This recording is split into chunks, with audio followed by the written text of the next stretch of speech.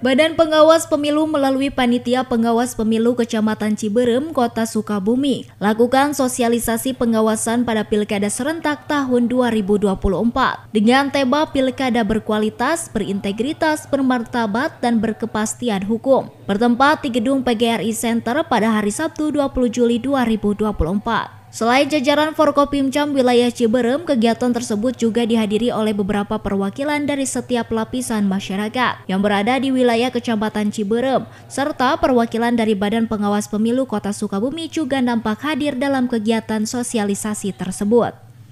Cepdanu selaku Komisioner Panwaslu Kecamatan Ciberem, Kota Sukabumi mengatakan bahwa kegiatan sosialisasi yang dilakukan kali ini bertujuan untuk mengajak setiap lapisan masyarakat dalam berpartisipasi pada setiap proses tahapan pilkada khususnya dalam hal pengawasan.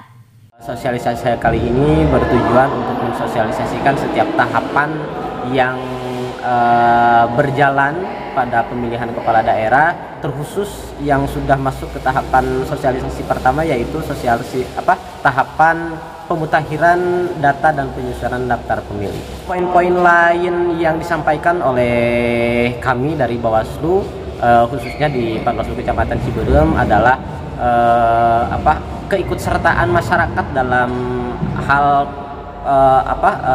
pengawasan yang dilaksanakan nanti di pilkada, baik itu dalam tahapan yang sekarang sedang berjalan, yaitu pemutakhiran data pemilih, maupun tahapan-tahapan yang lain yang nanti akan kita awasi juga, dan kami harapkan masyarakat ikut bersama-sama dengan penyelenggara untuk mengawasi tahapan tersebut.